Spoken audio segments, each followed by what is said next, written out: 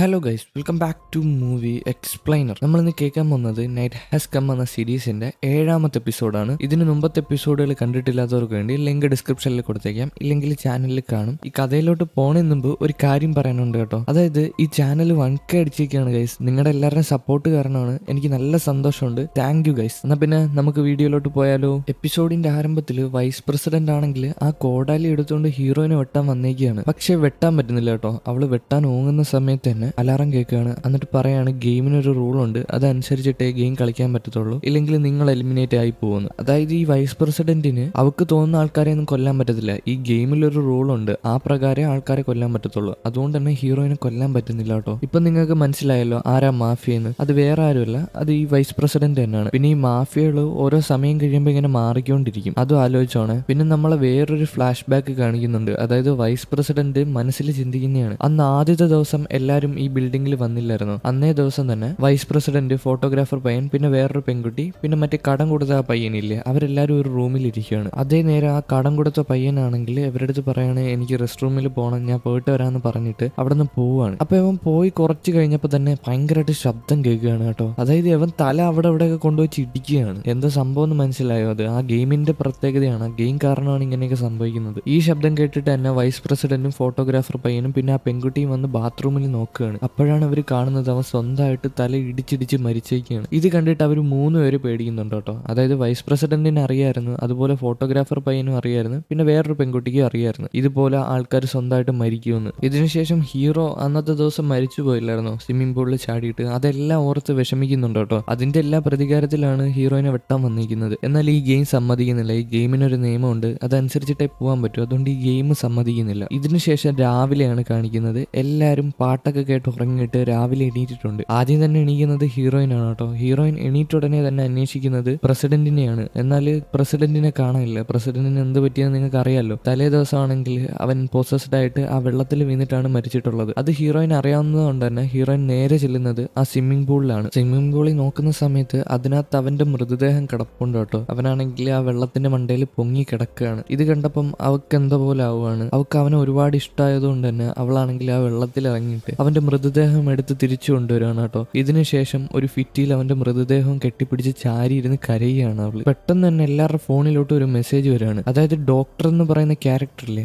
ആ ക്യാരക്ടർ അവരുടെ എബിലിറ്റി ഉപയോഗിച്ചെന്ന് പറഞ്ഞിട്ട്, അതായത് ഡോക്ടർ എബിലിറ്റി ഉപയോഗിച്ചെന്ന് പറഞ്ഞിട്ട്, എന്ത് എബിലിറ്റി ആണെന്നൊന്നും അറിയാൻ പാടില്ല. ഈ ക്യാരക്ടറിനൊക്കെ എന്തെങ്കിലും എബിലിറ്റി കാണും. പെട്ടെന്ന് തന്നെ സൈഡിൽ മരിച്ചു കിടന്നിരുന്ന പ്രസിഡന്റ് എണീക്കുകയാണ് കേട്ടോ. അതായത് ആ ഡോക്ടർ എബിലിറ്റി ഉപയോഗിച്ചുകൊണ്ട് തന്നെ പ്രസിഡന്റിന് ജീവൻ വന്നിരിക്കുകയാണ്. എങ്ങനെയാണെന്ന് അറിയില്ല, അത് ഇനി വരുന്ന എപ്പിസോഡിൽ റിവീൽ ആവുമായിരിക്കും. എന്തായാലും ഇത് കണ്ട ഹീറോയിൻ ആണെങ്കിലും സ്റ്റക്ക് ആവുന്നുണ്ട്. അത് മാത്രമല്ല അവനെ നന്നായിട്ട് കെട്ടിപ്പിടിച്ച് കരയുന്നുണ്ട് കേട്ടോ. ഭയങ്കരമായിട്ട് കരയുന്നുണ്ട്. പൊട്ടിയാണ് കരയുന്നത്. അതൊക്കെ ഇച്ചിരി ഭയങ്കര വിഷമായിട്ടുള്ള സീനാണ്. ഇതിനുശേഷം ബാത്റൂം ആണ് കേട്ടോ കാണിക്കുന്നത്. അവിടെ ആണെങ്കിൽ റൗഡി പയ്യന്റെ കൂടെ ഉള്ള വേറൊരു പയ്യനില്ലേ, അവനാണെങ്കിൽ എന്തോ കഴുകിക്കൊണ്ടിരിക്കുകയാണ്, എന്തോ തുണി പോലത്തെ സംഭവം. ഇതേ നേരം തന്നെ അങ്ങോട്ട് വേറെ 2 പയ്യന്മാർ വരുന്നുണ്ട്. അവന്മാർ വന്നിട്ട് നോക്കുന്ന സമയത്താണ് അവന്മാർ കണ്ട് ഞെട്ടുന്നത്. അതായത് ഈ റൗഡി പയ്യൻ കഴുകുന്നത് വേറെ ഒന്നും അല്ല കേട്ടോ, ബ്ലഡ് ആണ്. അതായത് അവന്റെ ഷർട്ടിൽ ബ്ലഡ് പറ്റിയിട്ടുണ്ടായിരുന്നു, അതാണ് അവൻ കഴുകിക്കൊണ്ടിരുന്നത്. ഈ കാര്യം മറ്റേ 2 പയ്യന്മാര് കാണുന്നുണ്ട് കേട്ടോ. അവന്മാർക്ക് ഡൗട്ട് അടിക്കുന്നുണ്ട്, അവന്റെ കയ്യിൽ എവിടെ നിന്നാണ് ഇത്രയും ബ്ലഡ് വന്നത്. പെട്ടെന്ന് തന്നെ അവൻ എന്തോ പതറുന്ന കണക്കൊക്കെ പെരുമാറുകയാണ്, എന്തോ പിടിച്ച രീതിയിൽ പെരുമാറുകയാണ്. അവിടെ നിന്ന് ഇറങ്ങി പെട്ടെന്ന് പുറത്തോട്ട് പോവാണ്. നേരെ പുറത്തോട്ട് ചെല്ലുമ്പോഴാണ് കളർ മുടിയുടെ ഷോർട്ട് ഹെയറിന്റെ ഫ്രണ്ടിൽ ചെന്ന് പെടുന്നത്. അപ്പൊ അവ അവിടെ വെച്ച് ഒന്ന് പേടിക്കുന്നുണ്ട് കേട്ടോ. ഇവരെല്ലാരെയും കണ്ട സമയത്ത് എന്തിനാന്നറിയില്ല, ഒന്ന് നന്നായിട്ട് പേടിക്കുന്നുണ്ട്, ഒന്ന് പതറുന്നുണ്ട്. ഇതിനുശേഷം വീണ്ടും പ്രസിഡന്റിനെയും ഹീറോയിനെയും കാണിക്കുകയാണ്. അവരവിടെ നിൽക്കുന്ന സമയത്ത് തന്നെ വൈസ് പ്രസിഡന്റ് അങ്ങോട്ട് വരുവാണ് കേട്ടോ. വൈസ് പ്രസിഡന്റ് ഓടി വന്നിട്ട് പ്രസിഡന്റിനെ കെട്ടിപ്പിടിക്കുകയാണ്. എന്നിട്ട് പറയാണ്, ഞാൻ എന്തുമാത്രം പേടിച്ചെന്നറിയാമോ, ഞാൻ എന്തുമാത്രം വിഷമിച്ചെന്നറിയാമോ, നീ എന്തിനാണ് ഇങ്ങനെയൊക്കെ ചെയ്യുന്നത്, ഞാൻ എന്തുമാത്രം വിഷമിച്ച്, നിനക്ക് അല്ലാതെ പൊയ്ക്കൂടെ, എന്തിനാ ഇങ്ങനെയൊക്കെ ചെയ്യുന്നത് എന്നൊക്കെ ചോദിക്കുകയാണ്. ഇത് കണ്ട ഹീറോയിൻ എന്തോ പോലെ ആവുന്നുണ്ട് കേട്ടോ. ഹീറോയെ ഇഷ്ടമാണ്, അതായത് പ്രസിഡന്റിനെ ഇഷ്ടമാണ്, അതിന്റെ ഒരു ഇതുണ്ട് കേട്ടോ. അപ്പോൾ പ്രസിഡന്റ് പറയാണ് എനിക്ക് കുഴപ്പമൊന്നും ഇല്ലാന്ന്. പക്ഷേ ഈ പ്രസിഡന്റിനും വൈസ് പ്രസിഡന്റിനോട് ഒരു താല്പര്യം ഇല്ല കേട്ടോ. ഹീറോയിനോടാണ് ഒരു താല്പര്യം. അത് അവരുടെ പെരുമാറ്റത്തിൽ നിന്നും മനസ്സിലാക്കാൻ പറ്റുന്നുണ്ട്. ഇതിനുശേഷം വാഷ്റൂമാണ് കാണിക്കുന്നത്. അവിടെ എല്ലാവരും കൂടി നിൽപ്പുണ്ട്. അതായത് ആ റൗഡി പയ്യൻ, പിന്നെ ബാക്കി 2 പയ്യന്മാര് ഷോർട്ട് ഹെയർ കളർ മുടി, അവരെല്ലാരും അവിടെ നിൽക്കുകയാണ്. അപ്പൊ തൊട്ട് സൈഡിൽ ഡോറിന്റെ അവിടെ ചോര അടക്കുകയാണ് കേട്ടോ. ചെന്ന് നോക്കുമ്പോഴാണ് അവർ ഞെട്ടുന്നത്. അതായത് റൗഡി പയ്യന്മാരുടെ കൂടെയുള്ള വേറൊരു തലയിൽ വെള്ള കളർ ഡൈ ചെയ്തൊരുത്തനുണ്ടല്ലേ, അവൻ മരിച്ചു കിടക്കുകയാണ്. ഇവരെ ഇതൊക്കെ കണ്ടിട്ട് ഞെട്ടുകയാണ്. കാരണം റൗഡി പയ്യന്മാരുടെ കൂടെയുള്ള ആൾക്കാരാണ്. അവന്മാര് വിചാരിച്ചിരിക്കുന്നത് റൗഡി പയ്യന്മാരായിരിക്കും അവനെ കൊന്നേന്നാണ്, അതായത് ബാക്കിയുള്ള കുട്ടികൾ വിചാരിച്ചിരിക്കുന്നത്. എന്നാൽ 2ാമത്തെ റൗഡി പയ്യൻ പറയുകയാണ്, ഞാൻ ഒന്നും ചെയ്തില്ല, എനിക്കറിയില്ല എന്താ സംഭവം ഒന്നും അറിയില്ല, ഞാൻ രാവിലെ എണീച്ചപ്പോഴേ എന്റെ ഷർട്ടിൽ ബ്ലഡ് ആയിരുന്നു, നിങ്ങളാരും അറിയാതിരിക്കാനാണ് ഞാൻ കൊണ്ടുപോയി കഴുകിയെന്ന്. ചെയ്യുന്നത്. ഇവൻ പറയുന്നത് എത്രമാത്രം വിശ്വസിക്കാന്ന് നമുക്കറിയില്ല. അവൻ അങ്ങനെ പറയുന്നത്, അവനല്ല ചെയ്തതെന്നാണ് പറയുന്നത്. ഇതിനുശേഷം ഈ കാര്യം എല്ലാവരും അറിഞ്ഞിട്ടുണ്ട്, അതായത് ഈ പയ്യൻ മരിച്ച കാര്യം. എന്തായാലും ഹീറോയിൻ വന്ന് ആ ബോഡി എല്ലാം ചെക്ക് ചെയ്യണം കേട്ടോ. ബ്ലഡിൽ കുതിർത്ത് കിടക്കാണ് ആ ബോഡി. എല്ലാം നോക്കുന്നുണ്ട്, ഓരോ കാര്യങ്ങൾ ഫോട്ടോ എടുത്ത് നോക്കുന്നുണ്ട്, അവന്റെ ശരീരം പരിശോധിക്കുന്നു. ഇതിനെല്ലാം ഒരു ധൈര്യം വേണം ഗൈസ്. അതായത് ആ ബ്ലഡിന്റെ അടുത്ത് പോയി നിൽക്കണമെങ്കിൽ തന്നെ ഒരു ധൈര്യം വേണം. അത് എല്ലാവർക്കും ഒന്നും കിട്ടത്തില്ല ആ ധൈര്യം. എന്തായാലും ആ ബോഡി എല്ലാം നോക്കിയ ശേഷം തിരിച്ചു വരികയാണ്. എന്നിട്ട് കൂട്ടുകാരിയോട് പറയുകയാണ്, നമ്മൾ വിചാരിക്കുന്ന കണക്ക് ഇതൊരു നോർമൽ കൊലപാതകമല്ല, ആർക്കും ഇവനോട് ഭയങ്കര ദേഷ്യമായിരുന്നു. ആ ദേഷ്യം മൊത്തം അവന്റെ ദേഹത്തിൽ തീർത്തിട്ടുണ്ട്. കാരണം 1-2 വട്ടമൊന്നുമല്ല അവനെ അറ്റാക്ക് ചെയ്തേക്കുന്നത്, പലതവണ ബ്രൂട്ടലായിട്ടാണ് അറ്റാക്ക് ചെയ്തേക്കുന്നത്. അവൻ മരിച്ചതിന് ശേഷം അവന്റെ ബോഡീനെ ഉപദ്രവിച്ച കണക്ക് തോന്നുന്നുണ്ട് കേട്ടോ. അതെന്താണെന്ന് അറിയില്ല, ആരാ എന്താണെന്നൊന്നും അറിയില്ല, പക്ഷെ അവൻ നന്നായിട്ട് ബ്രൂട്ടലായിട്ടാണ് മരിച്ചേക്കുന്നത്. അതുമാത്രമല്ല അവന്റെ ദേഹത്ത് പലതവണ അടിച്ചിട്ടുണ്ട് ആരും കണ്ട്. ഇത്രയും ദേഷ്യമുള്ള ആരാണാവോ. ഇതിനുശേഷം റൗഡി പയ്യന്മാരെ കാണിക്കുകയാണ്. ഇനി 2 പേരേ ഉള്ളൂ, അതിലൊരാൾ മരിച്ചു പോയില്ലേ. അപ്പൊ രണ്ടാമത്തെ റൗഡി പയ്യൻ പറയുകയാണ്, എടാ എനിക്കറിയില്ലടാ, ഞാൻ അവനെ ഒന്നും ചെയ്തില്ല, ഞാൻ രാവിലെ എണീച്ചപ്പം തന്നെ തൊട്ട് സൈഡിൽ അവൻ മരിച്ചു കിടക്കുമായിരുന്നു. അതുമാത്രമല്ല അവന്റെ ബ്ലഡ് എല്ലാം എന്റെ ദേഹത്തായിരുന്നു. അതായത് വെള്ള റൗഡി പയ്യനും പിന്നെ ഈ രണ്ടാമത്തെ റൗഡി പയ്യനും രാത്രി ഒരേ സ്ഥലത്താണ് കിടന്നുറങ്ങിയത്. അപ്പം ഇവർ രണ്ടുപേരും അല്ലേ ഒരുമിച്ച്, ബാക്കി എല്ലാ ആൾക്കാരും ഇവരെ സംശയിക്കത്തുള്ളൂ എങ്ങനെ വന്നാലും. അതുകൊണ്ട് ഈ പയ്യൻ പറയണം, എടാ എന്നെ ഒന്ന് സഹായിക്കടാ, ബാക്കിയുള്ള ആൾക്കാരുടെ അടുത്ത് ഒന്ന് പറയടാ ഞാനല്ലാന്ന്. ഇത് കേട്ട റൗഡി പയ്യൻ പറയുന്നുണ്ട്, അതെ ഞാൻ പറയാടാ, കുഴപ്പമില്ല, ഞാൻ പറഞ്ഞോളാം, ഞാൻ നിന്റെ കൂടെ കാണുമെന്ന്. എന്നിട്ട് ഒരു സിഗരറ്റ് എടുത്ത് അവന്റെ വായിൽ വെച്ച് കൊടുക്കുകയാണ്. ഇതിനുശേഷം ഹീറോയിനെയും പ്രസിഡന്റിനെയും ബാക്കിയുള്ള ആൾക്കാരെയും കാണിക്കുകയാണ്. അവിടെ നോക്കുന്ന സമയത്താണ് ഫിറ്റിയിൽ ഒരു കാര്യം എഴുതി വെച്ചിട്ടുണ്ട്, അതായത് പ്രസിഡന്റ് സിവിലിയൻ ആണെന്ന് പറഞ്ഞിട്ട്. അതായത് കുറച്ച് ക്യാരക്ടേഴ്സ് ഇല്ലേ, അതിൽ പ്രസിഡന്റ് വലിയ ആരുമല്ല, സിവിലിയൻ ആണെന്ന്. ഇനി തൊട്ട് അവനെ സംശയിക്കേണ്ടെന്നാണ് ആ ഫിറ്റിൽ എഴുതി വെച്ചിരിക്കുന്നത്. ഇതിനുശേഷം ബാക്കിയുള്ള ആൾക്കാരെല്ലാരും കൂടിയൊക്കെയാണ് ഒരു സ്ഥലത്ത്. അവിടെ വെച്ച് തന്നെ എല്ലാവരും രണ്ടാമത്തെ റൗഡി പയ്യനെയാണ് സംശയിക്കുന്നത്. അപ്പൊ രണ്ടാമത്തെ റൗഡി പയ്യൻ പറയുന്നുണ്ട്, ഞാനൊന്നും ചെയ്തിട്ടില്ല, എനിക്കറിയില്ല എന്താ സംഭവം എന്നൊന്നും. ഞാൻ എണീച്ചപ്പോൾ തന്നെ അവൻ എന്റെ സൈഡിൽ മരിച്ചു കിടക്കുമായിരുന്നു. അതുമാത്രമല്ല അവന്റെ ബ്ലഡ് എല്ലാം എന്റെ ഷർട്ടിൽ പറ്റി കിടക്കുമായിരുന്നു, എനിക്കറിയില്ല എന്താന്ന്, നിങ്ങൾ എന്നെ വിശ്വസിക്കും. പക്ഷേ മറ്റേ മെയിൻ ആയിട്ടുള്ള റൗഡി പയ്യൻ കാല് മാറാണ് കേട്ടോ. അവൻ പറയാണ്, ഞാൻ നിന്നെ എങ്ങനെ വിശ്വസിക്കും, കാരണം നീയും അവനും എല്ലാവരും ഒറ്റയ്ക്ക് കിടന്നത്, പിന്നെ നിന്നെ എങ്ങനെ വിശ്വസിക്കും, നീ ഇനി തൊട്ട് രാത്രിയെല്ലാം ഞങ്ങൾ ആരെങ്കിലും കൊന്നാലോ എന്നൊക്കെ പറഞ്ഞ് കാല് മാറാണ് ഈ റൗഡി പയ്യൻ. ഇത് കേട്ട സമയത്ത് രണ്ടാമത്തെ റൗഡി പയ്യന് നല്ല ദേഷ്യം വരുന്നുണ്ട് കേട്ടോ. ഏമാര് തമ്മിൽ അവിടെ കിടന്ന് അടി ഉണ്ടാക്കുകയാണ്. എന്നാൽ കൈ ഊക്ക് ഈ മെയിൻ റൗഡി പയ്യനാണ് കൂടുതൽ. ഈ മെയിൻ ആയിട്ടുള്ള റൗഡി പയ്യൻ രണ്ടാമത്തെ റൗഡി പയ്യനെ തറയിട്ട് ചവിട്ടി കൂട്ടുകയാണ് കേട്ടോ. അത് മാത്രമല്ല റൗഡി പയ്യൻ ഫോൺ എടുക്കുകയാണ്. എന്നിട്ട് ഈ രണ്ടാമത്തെ റൗഡി പയ്യന് വോട്ട് കൊടുക്കാൻ പോവാണ്. എന്നാൽ ഈ പ്രസിഡന്റ് ഇത് സമ്മതിക്കുന്നില്ല. എന്നിട്ട് പറയാണ്, നിന്റെ തോന്നിവാസത്തിനനുസരിച്ച് വോട്ട് ചെയ്യാനൊന്നും പറ്റത്തില്ല, എല്ലാ വോട്ടും നിനക്ക് തന്നെ ഞങ്ങൾ എല്ലാവരും ഇടും, മര്യാദയ്ക്ക് നീ അടങ്ങി ഒതുങ്ങിയിരുന്നോ, ഇല്ലെങ്കിൽ നിനക്ക് പണി കിട്ടുമെന്ന് പ്രസിഡന്റ് ഈ റൗഡി പയ്യന്റെ അടുത്ത് പറയുകയാണ്. എന്തായാലും ഇത് കേട്ട സമയത്ത് റൗഡി ഒന്ന് ഒതുങ്ങുന്നുണ്ട് കേട്ടോ. അവന് മനസ്സിലായി ഇനി ഇവിടെ കിടന്ന് കളിക്കുകയാണെങ്കിൽ ബാക്കിയുള്ള ആൾക്കാർ അവനെ വോട്ട് ചെയ്തിട്ട് അവനെ കൊന്നുകളയും. എല്ലാവർക്കും ഈ റൗഡി പയ്യന്മാരെ പേടിയാണ്, അവന്മാർ എന്ത് ചെയ്യുന്നതെന്ന് പറയാൻ പറ്റത്തില്ല. ഇപ്പൊ സ്വന്തം കൂട്ടത്തിലുള്ള ആൾക്കാരെ തന്നെ ഒറ്റി കൊടുത്തില്ലേ, മീൻസ് കൂടെ നിൽക്കാന്ന് പറഞ്ഞിട്ട് സ്വന്തം സ്വയരക്ഷയ്ക്ക് വേണ്ടി കൂട്ടുകാരനെ തള്ളി പറഞ്ഞില്ലേ. അതുകൊണ്ട് തന്നെ ഈ റൗഡി പയ്യന്മാരെ ആർക്കും ഇഷ്ടമൊന്നുമല്ല കേട്ടോ. ഈ ദേഷ്യം മൊത്തം റൗഡി പയ്യൻ അവിടുത്തെ കസേരയിലും ബെഞ്ചിലും എല്ലാം തീർത്തിട്ട് അവിടെ നിന്ന് ഇറങ്ങി പോവുകയാണ്. എന്നാൽ പ്രസിഡന്റും ഹീറോയിനും അത്ര മോശപ്പെട്ട ആൾക്കാരൊന്നും അല്ല. ഇത്രയും നാൾ അവരെ ദ്രോഹിച്ച ആ രണ്ടാമത്തെ റൗഡി പയ്യനെ അവർ പിടിച്ചെണീപ്പിക്കുകയാണ് കേട്ടോ, എന്തേലും പറ്റിയോന്ന് ചോദിച്ചിട്ട്. ഇതിനുശേഷം ബാക്കിയുള്ള ആൾക്കാരെല്ലാരും ആ റൂമിൽ നിന്ന് പോവാണ്. എന്നാൽ പ്രസിഡന്റ് വൈസ് പ്രസിഡന്റിനെ വിളിക്കുകയാണ്, എന്തിനാന്നറിയില്ല വിളിക്കുകയാണ്. ഇതിനുശേഷം പോയ ആൾക്കാരെ കാണിക്കുകയാണ്. അവരാണെങ്കിലും മെയിൻ ഹാളിൽ കൂടാണ് നടന്നു വന്നത്. ഇതേ നേരം തന്നെ മെയിൻ ആയിട്ടുള്ള റൗഡി പയ്യൻ അതുവഴി നടന്നു പോകുന്നുണ്ട്. രണ്ടാമത്തെ റൗഡി പയ്യൻ ഇവിടെ നിപ്പുണ്ട്. ഇപ്പൊ രണ്ടാമത്തെ റൗഡി പയ്യൻ വിളിച്ച് പറയാണ് എല്ലാവരും കേൾക്കാൻ വേണ്ടിയിട്ട്, ഞാനല്ല കൊന്നത്, എന്നാൽ ഈ കൊന്ന ആളെ ഞാൻ കണ്ടുപിടിക്കുന്നു. ഇതും പറഞ്ഞിട്ട് അവൻ ദേഷ്യപ്പെട്ടിട്ട് അവിടെ നിന്ന് പോവാണ്. പക്ഷെ മെയിൻ ആയിട്ടുള്ള റൗഡി പയ്യൻ ഇതൊന്നും മൈൻഡ് ചെയ്യാതെ അവൻ വേറെ അങ്ങോട്ടോ പോവാണ്. ഇതിനുശേഷം വേറെ 4 പേര്, അതായത് ഷോർട്ട് ഹെയർ, പാവം പയ്യൻ, ബോയ് ഫ്രണ്ട്, പിന്നെ ഇച്ചിരി ഗുണ്ട് പയ്യൻ, എല്ലാവരും ആ ഫിറ്റിയുടെ അവിടെ കൂടിയിരിക്കുകയാണ്, ആ എഴുതി വെച്ചേക്കുന്ന ഫിറ്റിയുടെ അവിടെ. എന്നിട്ട് അവർക്കൊരു സംശയമുണ്ട്, കാരണം ഹീറോന്റെ പേര് മാത്രമേ ആ ഫിറ്റിയിൽ എഴുതി വെച്ചിട്ടുള്ളൂ, ബാക്കിയുള്ള ആൾക്കാരുടെ പേരൊന്നും എഴുതി വെച്ചിട്ടില്ല. അതെന്താണെന്നാണ് അവർ ചോദിക്കുന്നത്. കാരണം ബാക്കിയുള്ള ആൾക്കാർ സിവിലിയൻ ആണോ മാഫിയ ആണോ എന്നൊക്കെ എഴുതി വെച്ചൂടെ, ഇതെന്താ അവന്റെ പേര് മാത്രം എഴുതി വെച്ചേക്കുന്നതെന്നാണ് അവരുടെ ഡൗട്ട്. ഇതിനുശേഷം പ്രസിഡന്റിനെയും വൈസ് പ്രസിഡന്റിനെയും കാണിക്കുകയാണ്. ഈ പ്രസിഡന്റ് വൈസ് പ്രസിഡന്റിനോട് ഒരു കാര്യം പറയുന്നുണ്ട്, ഇനി തൊട്ട് നീ ഹീറോയിനെ ദ്രോഹിക്കാൻ പാടില്ല, ഹീറോയിനെ നീ വോട്ട് ചെയ്യുന്നത് ഞാൻ കണ്ടായിരുന്നു, നീ എനിക്ക് എന്തിനാ അവളോട് ഇത്ര വൈരാഗ്യം, നീ ഇനി തൊട്ട് അവനെ ദ്രോഹിക്കല്ലേ എന്ന് അവൻ പറയുന്നുണ്ട് കേട്ടോ. അപ്പോൾ വൈസ് പ്രസിഡന്റിന് ഇത് ഇഷ്ടപ്പെടുന്നില്ല. അവളാണെങ്കിൽ പ്രസിഡന്റിന്റെ അടുത്ത് ദേഷ്യപ്പെടുകയാണ്, നിനക്ക് അറിയത്തില്ലടാ ഞാൻ നിനക്ക് വേണ്ടി എത്രമാത്രം സാക്രിഫൈസ് ചെയ്തിട്ടുണ്ട്, നിന്റെ കൂടെ ആരും നിൽക്കാത്തപ്പം വരെ ഞാനാണ് നിന്റെ കൂടെ നിന്നത്, എന്നിട്ട് നീ എൻ്റെ അടുത്ത് ഇങ്ങനെയൊക്കെയാണോ പറയുന്നത്, എനിക്ക് നിന്നെ എന്തുമാത്രം ഇഷ്ടമാണെന്നറിയാമോ,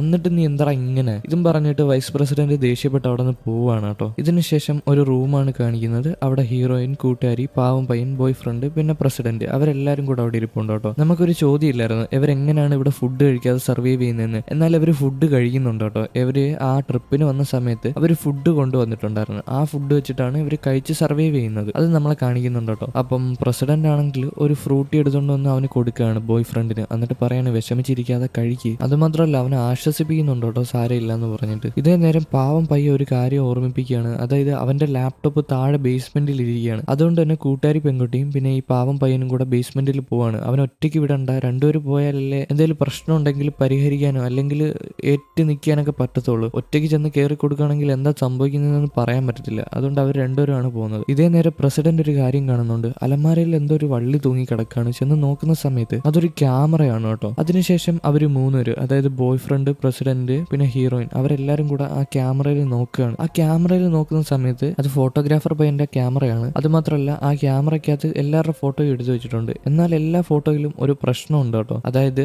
എടുത്ത ഫോട്ടോയിൽ എല്ലാ മുഖവും ഇങ്ങനെ വരയായിട്ട് നിൽക്കുകയാണ്. മുഖം ഒന്നും ക്ലിയർ അല്ല, എന്താണെന്നറിയില്ല. ഇതേ നേരം ഹീറോയിൻ ഒരു കാര്യം ഓർമ്മ വരുവാണ്. അവള് ആ റൂമിൽ നിന്ന് എടുത്തോണ്ട് വന്ന ആ ഫോട്ടോയില്ലേ, ആ ഫോട്ടോയിൽ പോലെ തോന്നുകയാണ് ക്യാമറയിലെ ഫോട്ടോ എല്ലാം കണ്ടപ്പോൾ. അത് മാത്രമല്ല അവർ ആ ക്യാമറ ചെക്ക് ചെയ്യുന്നുണ്ട് കേട്ടോ. ആ ക്യാമറയ്ക്കകത്ത് എന്താന്ന് വെച്ചാൽ മറ്റേ ആ പക്ഷി അവർ പുറത്തുപോയ സമയത്ത് എടുത്ത ഫോട്ടോയാണ്. ആ ഫോട്ടോ ചെക്ക് ചെയ്യുന്ന സമയത്താണ് ആ പക്ഷികളും അവിടെ നിൽക്കുന്ന മനുഷ്യരും അനങ്ങുന്നില്ല. അതെന്താന്നാണ് ഇവരുടെ ഡൗട്ട്. ഇതിനുശേഷം രണ്ടാമത്തെ റൗഡിപ്പയ്യനെ കാണിക്കുകയാണ്. അവനാണെങ്കിൽ ഒരു റൂമിൽ നിന്നിട്ട് ടെൻഷൻ അടിച്ച് അങ്ങോട്ടും ഇങ്ങോട്ടും നടക്കുകയാണ്. അപ്പോൾ അവൻ മനസ്സിലൊരു കാര്യം ആലോചിക്കുന്നുണ്ട്. അതായത് കഴിഞ്ഞ രാത്രിയിൽ റൗഡിപ്പയ്യൻ്റെ കൂടെ അവർ ആ റൂമിൽ കയറാൻ ചെന്നപ്പം അവൻ കയറ്റിയില്ല കേട്ടോ. അവനാണെങ്കിൽ ബാക്കിയുള്ള ആൾക്കാരുടെ അടുത്ത് പറയാണ് വേറെ റൂമിൽ പോടാ, ഇവിടെ എല്ലാവരും കൂടെ ഒരുമിച്ച് നിന്നാൽ പ്രശ്നമാവും, അപകടങ്ങൾ ഉണ്ടാകാൻ കൂടുതലാണ് ചാൻസ് എന്ന്. അതുകൊണ്ട് തന്നെ ബാക്കി രണ്ട് റൗഡിപ്പയ്യൻ, അതായത് രണ്ടാമത്തെ റൗഡിപ്പയ്യനും മുടി കളർ ചെയ്ത റൗഡിപ്പയ്യനും കൂടെ വേറെ റൂമിലാണ് പോകുന്നത്. ആ റൂമിൽ അവർ കയറുന്നത് ഈ റൗഡിപ്പയ്യൻ മാത്രമേ കണ്ടിട്ടുള്ളായിരുന്നു, വേറെ ആർക്കും അറിയത്തില്ലായിരുന്നു. അതുകൊണ്ട് തന്നെ രണ്ടാമത്തെ റൗഡിപ്പയ്യന് സംശയം ഇടിക്കുകയാണ്. ആരെയാണ്? മെയിൻ ആയിട്ടുള്ള റൗഡിപ്പയ്യന്. ഇതിനുശേഷം ക്യാൻറ്റീനാണ് കാണിക്കുന്നത്. അതായത് ആ ഫുഡൊക്കെ സ്റ്റോക്ക് ചെയ്ത് വെച്ചേക്കുന്ന സ്ഥലമില്ലേ, അവിടെ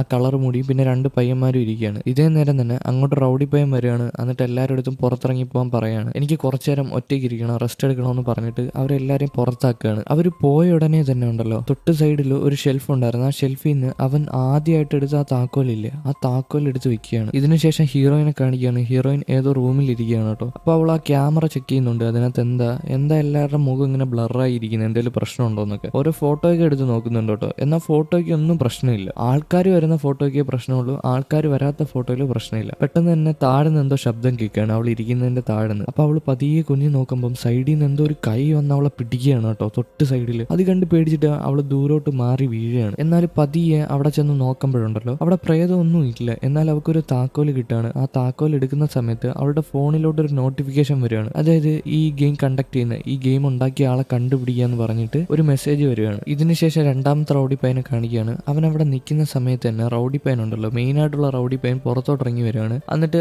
ആ ഫുഡൊക്കെ സ്റ്റോക്ക് ചെയ്ത് വെച്ചേക്കുന്ന സ്ഥലം ഷട്ടർ ഇട്ട് പൂട്ടാണ് കേട്ടോ, അവൻ്റെ ഇരുന്ന പൂട്ട് വെച്ചിട്ട്. ഇതിനുശേഷം അവൻ നേരെ നടന്നിട്ട് ഒരു സ്ഥലത്തോട്ട് ചെല്ലുകയാണ്. അതായത് ആ ഹാളിൽ തന്നെ ഉള്ള ഒരു സ്ഥലമാണ്. അവിടെ ഒരു വാതിലുണ്ട് കേട്ടോ. ആ വാതിൽ തുറക്കുകയാണ്. അതിൽ നിന്ന് എന്തോ ഒരു പൊതി എടുക്കുകയാണ്. അപ്പൊ ഈ രണ്ടാമത്തെ റൗഡിപ്പയ്യൻ ഇതെല്ലാം കാണുന്നുണ്ട് കേട്ടോ. അവൻ പോയ ഉടനെ തന്നെ ഈ രണ്ടാമത്തെ റൗഡിപ്പയ്യനാണെങ്കിൽ ആ വാതിൽ ചെന്ന് തുറന്നു നോക്കുകയാണ്. അതിനകത്ത് വേറൊന്നുമല്ല കേട്ടോ, ഒരു കോടാലിയാണ്. ആ കോടാലിക്കകത്ത് മൊത്തം രക്തവും പറ്റിയിരിപ്പുണ്ട്. അപ്പൊ ഇതൂടെ കണ്ട നേരത്ത് രണ്ടാമത്തെ റൗഡിപ്പയ്യന് നല്ല സംശയമായി. അതായത് കൂടുള്ള മറ്റേ പയ്യനെ കൊന്നത് എവനാണോ എന്നുള്ള ഒരു രീതിയിൽ. ഇതിനുശേഷം ഹീറോയിനെ വീണ്ടും കാണിക്കുകയാണ്. അങ്ങോട്ട് തന്നെ ഷോർട്ട് ഹെയർ, പ്രസിഡന്റ് പിന്നെ പാവം പയ്യൻ, അവരെല്ലാരും കൂടെ അങ്ങോട്ട് കയറി വന്നേക്കുകയാണ്. ഇതേ നേരം അവൾ ആ താക്കോലിന്റെ കാര്യം പറയുന്നുണ്ട്. എന്നാൽ അവൾക്ക് മാത്രമേ ആ മെസ്സേജ് വന്നുള്ളൂ, ബാക്കിയുള്ള ആൾക്കാർക്കൊന്നും മെസ്സേജ് വന്നിട്ടില്ല. അതെന്താന്ന് അവൾ ചോദിക്കുകയാണ്. ഇതേ നേരം ഹീറോയിൻ പറയുന്നുണ്ട് ഇത് ബാക്കിയുള്ള ആൾക്കാരെടുത്ത്, അതായത് ഈ ബിൽഡിങ്ങിലുള്ള എല്ലായിടത്തും പറയേണ്ടതെന്ന്. എന്നാൽ കൂട്ടുകാരി ഇത്തിരി ബുദ്ധിയായിട്ട് ചിന്തിക്കുകയാണ്. അവൾ പറയാണ് നീ പറയേണ്ട കാര്യമില്ല, കഴിഞ്ഞ പ്രാവശ്യം CCTV കാര്യം പറഞ്ഞപ്പം ഓർമ്മയുണ്ടോ എന്താ സംഭവിച്ചെന്ന്? ബാക്കിയുള്ള ആൾക്കാരെല്ലാവരും നിന്നെ സംശയിച്ചിട്ട് നിനക്കെതിരെ വോട്ട് ചെയ്ത് ഓർമ്മയുണ്ടോ? അതുകൊണ്ട് ഈ കാര്യം നീ പുറത്ത് പറയല്ലെന്ന്. അപ്പം ഇത് പ്രസിഡന്റും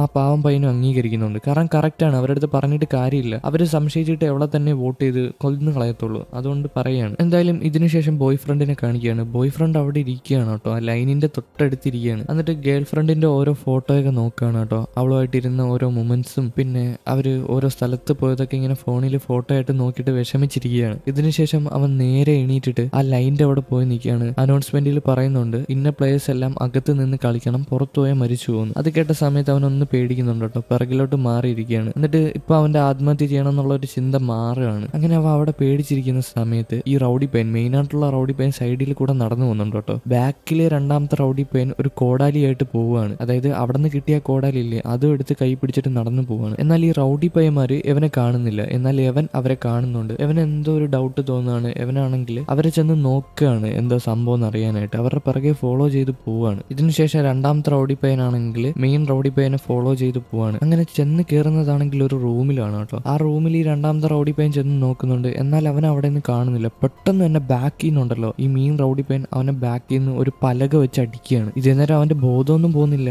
എന്നാലും അവൻ ചീത്ത പറയണം, എന്താണ് നാറി കാണിക്കുന്നതെന്ന് പറഞ്ഞിട്ട്. അത് മാത്രമല്ല അവന്റെ സഞ്ചിക്കകത്ത് അവൻ കൊണ്ടുവന്നില്ലേ ഒരു പാക്കറ്റ്, അത് നോക്കാണ്. അതിനകത്ത് വേറൊന്നുമല്ല, ഈ മരിച്ചുപോയ പയ്യന്റെ ഒരു കോട്ടാണ്, രക്തക്കറയൊക്കെ പറ്റിയ ഒരു കോട്ടാണ്. ഇതൂടെ കണ്ടപ്പം രണ്ടാമത്തെ റൗഡി പയ്യന് നല്ല സംശയമായി കേട്ടോ. അവൻ പറയാണ്, നീ അല്ലടാ അവനെ കൊന്ന്, എന്തുവാടാ നീ കാണിക്കുന്നത്, നീ സ്വന്തം ആൾക്കാരെ തന്നെ കൊല്ലാൻ തുടങ്ങിയെന്ന്. എന്നാലും മെയിനായിട്ടുള്ള റൗഡി പയ്യൻ പറയാണ്, എടാ ഞാൻ കൊന്നിട്ടില്ല, എനിക്കറിയില്ല എന്താ സംഭവം എന്ന്. ഞാൻ നിന്നെ പോലെ തന്നെ എനിക്കൊന്നും അറിയത്തില്ല. ഞാൻ ഇനി നിന്റെ കൂടെ നിൽക്കുകയാണെങ്കിൽ അവരെന്നെ വോട്ട് ചെയ്തിട്ട് കൊന്നു കളയും, അതുകൊണ്ടാണ് ഞാൻ എൻ്റെ സ്വന്തം ഭാഗത്ത് നിന്നതെന്ന്. എന്നാൽ ഈ രണ്ടാമത്തെ റൗഡി പയ്യൻ അടങ്ങുന്ന ഒരു വശമില്ല കേട്ടോ. ഇവർ അടി ഉണ്ടാക്കാൻ അങ്ങോട്ടും ഇങ്ങോട്ടും നിൽക്കുകയാണ്. ഇതേ നേരം തന്നെ ബോയ് ഫ്രണ്ട് തൊട്ട് സൈഡിൽ ഒളിച്ചിരിപ്പുണ്ട് കേട്ടോ അവന്മാർ പറയുന്നത് എന്താണെന്ന് കേട്ടിട്ട്. എന്നിട്ട് ഫോൺ എടുത്തിട്ട് ബാക്കിയുള്ള ആൾക്കാർക്ക് മെസ്സേജ് അയക്കാൻ പോവാണ്. പക്ഷെ പെട്ടെന്ന് തന്നെ ഒരു കുപ്പി താഴെ വന്ന് വീഴാണ്. ബാക്കിയുള്ള രണ്ട് റൗഡി പയ്യന്മാർ ഇത് കാണുകയാണ് അവൻ അവിടെ ഉള്ളത്. പെട്ടെന്ന് തന്നെ അവൻ അവിടെ നിന്ന് ഓടി രക്ഷപ്പെടാൻ നോക്കുകയാണ്. എന്നാൽ നടക്കുന്നില്ല കേട്ടോ. തൊട്ട് സൈഡിൽ ഒരു ക്യാനിൽ തട്ടിയിട്ട് തറയെ വീഴുകയാണ്. ബാക്കിയുള്ള രണ്ട് റൗഡി പയ്യന്മാർ അവനെ വന്ന് പിടിക്കുകയാണ് കേട്ടോ. പിടിച്ചിട്ട് അകത്തോട്ട് വലിച്ചു കൊണ്ടുപോവാണ്. എന്നാൽ ഈ ബോയ് ഫ്രണ്ട് ആണെങ്കിൽ എങ്ങനെയൊക്കെ ഓടി രക്ഷപ്പെടാൻ നോക്കുകയാണ് കേട്ടോ. അങ്ങനെ രക്ഷപ്പെടാൻ നോക്കുന്ന സമയത്താണെങ്കിൽ റൗഡി പയ്യന്റെ ദേഹത്ത് തട്ടിയിട്ട് തറയെ വന്ന് വീഴാണ് കേട്ടോ. എന്ന് വീഴുന്നതാണെങ്കിൽ